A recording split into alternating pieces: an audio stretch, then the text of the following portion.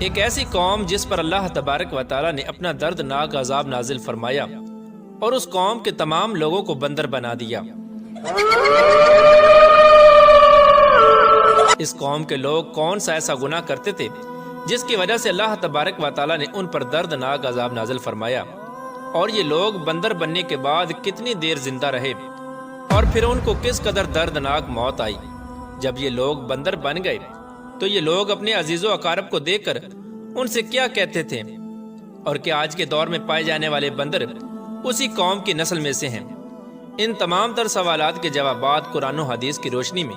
آج کی اس ویڈیو میں ہم آپ کو بتائیں گے، لہٰذا آپ سے گزارش ہے کہ ہماری اس ویڈیو کو اینڈ تک ضرور دیکھیے گا۔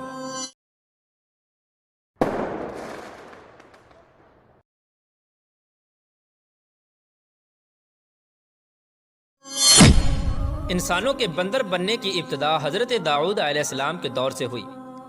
اس واقعے کا پس منظر کچھ یوں ہے۔ حضرت داؤد علیہ السلام اور ان کی قوم سمندر کے کنارے ایلا نامی گاؤں میں رہتے تھے، اور ان کی تعداد 70,000 کے قریب تھی۔ یہ قوم بڑی ہی خوشحال تھی اور اللہ تبارک و تعالیٰ کی فرما بردار قوم تھی۔ اس قوم کو اللہ تبارک و تعالیٰ نے بے شمار نعمتوں سے نوازا تھا۔ ہر طرف سرسبز و شاداب باغات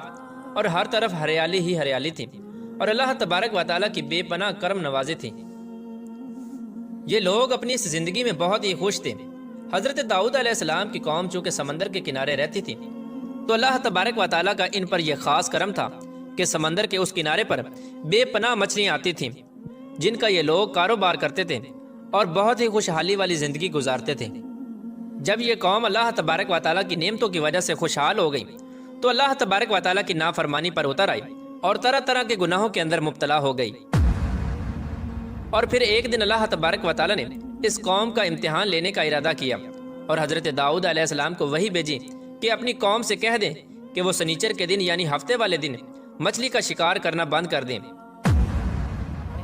اس طرح اللہ تبارک و تعالیٰ نے حضرت داؤد علیہ السلام کی قوم پر ہفتے والے دن مچھلیوں کا شکار حرام فرما دیا، اور پھر یہاں سے اس قوم کی بربادی شروع ہو گئی۔ حضرت داؤد علیہ السلام نے اپنی قوم کو بتایا کہ اللہ تبارک و تعالیٰ نے ہفتے والے دن مچھلیوں کے شکار کو حرام قرار دے دیا ہے، تو وہ لوگ بہت ہی زیادہ پریشان ہو گئے اور ساری قوم سر جوڑ کر بیٹھ گئی، کیونکہ ہفتے کا دن ہی وہ دن تھا جس میں مچھلیاں وافر مقدار میں آتی تھیں اور خود بخود کنارے پر آ جاتی تھیں، اور باقی دن ایسے تھے کہ بہت کم اور نہ ہونے کے برابر مچھلیاں پکڑی جاتی تھیں۔ اس قوم کا گزر بسر چونکہ مچھلیوں کے شکار پر تھا، اس وجہ سے اللہ تبارک و تعالیٰ کا یہ حکم سن کر یہ قوم پریشان ہو گئی۔ یہ نہیں جانتے تھے کہ اللہ تبارک و تعالیٰ کی طرف سے یہ ایک آزمائش ہے۔ پھر ایک دن شیطان نے ان کو وسوسہ ڈالا کہ سمندر سے نالیاں نکال کر خشکی میں بڑے بڑے حوض بنا لیے جائیں۔ جب ہفتے والے دن مچھلیاں آئیں گی تو وہ نالیوں سے ہو کر ان بڑے بڑے حوضوں میں آ جائیں گی، اور اس طرح پھر ان نالیوں کا منہ بند کر دیا جائے، اور پھر اگلے دن یعنی اتوار والے دن ان کو پکڑ لیا جائے۔ شیطان نے اس قوم کے لوگوں کو ورگلایا کہ اس طرح ہم ہفتے والے دن شکار سے بھی بچ جائیں گے اور مچھلیاں بھی ہاتھ آ جائیں گی اور وہ بھی پکڑی جائیں گی۔ بہت سے لوگوں کو یہ ہلا بازی اچھی لگی اور انہوں نے ایسا کرنا شروع کر دیا، اور سمندر سے چھوٹی چھوٹی نالیاں نکال کر بڑے بڑے حوضوں میں ڈال دیں، جس کے ذریعے وافر مقدار میں مچھلیاں ان حوضوں میں داخل ہو جاتی۔ اس قوم کے بدبخت لوگوں کو شیطان کا یہ ہلا بہت پسند آیا، لیکن اس قوم نے یہ نہ سوچا کہ جب مچھلیاں سمندر سے حوض میں آ کر قید ہو گئی تو پھر مچھلیوں کا شکار ہی ہو گیا، اس لیے یہ شکار بھی ہفتے والے دن ہی قرار پایا جو اللہ تبارک و تعالیٰ نے حرام قرار دیا تھا۔ اس موقع پر یہودیوں کے 3 گروہ ہو گئے۔ کچھ لوگ ایسے تھے جو شکار کے اس شیطانی ہلے سے منع کرتے تھے اور ناراض و بیزار ہو کر شکار سے باز رہے، اور کچھ لوگ اس کام کو دل سے برا جان کر خاموش رہے، لیکن انہوں نے شکار نہ کیا اور دوسروں کو منع بھی نہ کرتے تھے،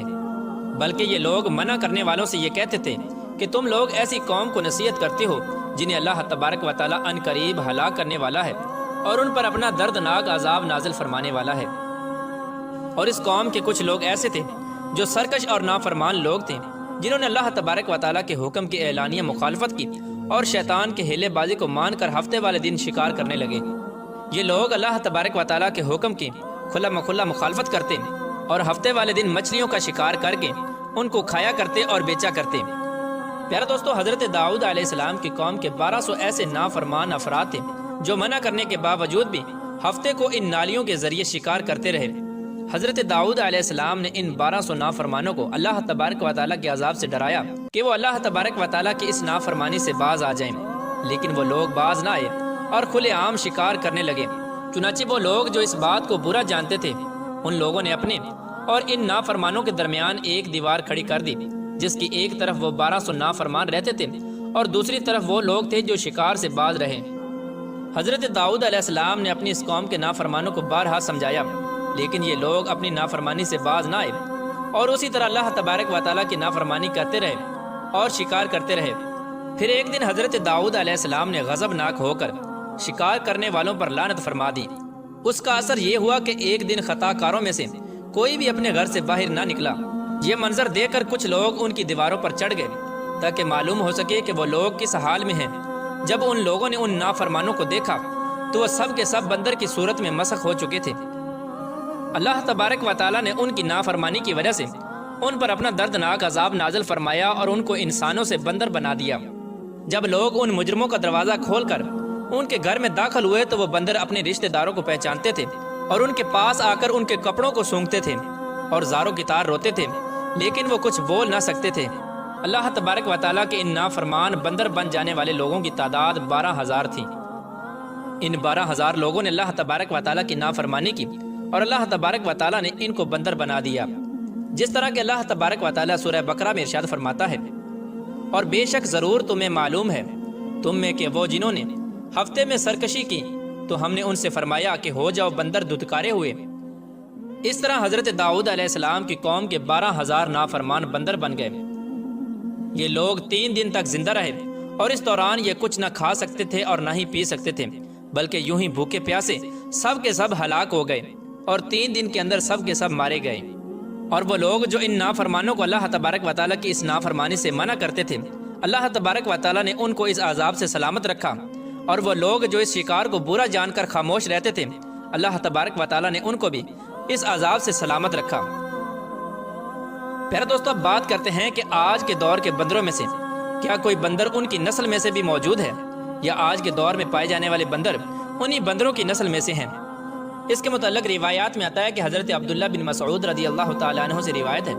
کہ حضور پاک صلی اللہ تعالیٰ علیہ وآلہ وسلم سے کسی نے سوال کیا کہ آج کے بندر کیا حضرت داؤد علیہ السلام کی قوم سے ہیں؟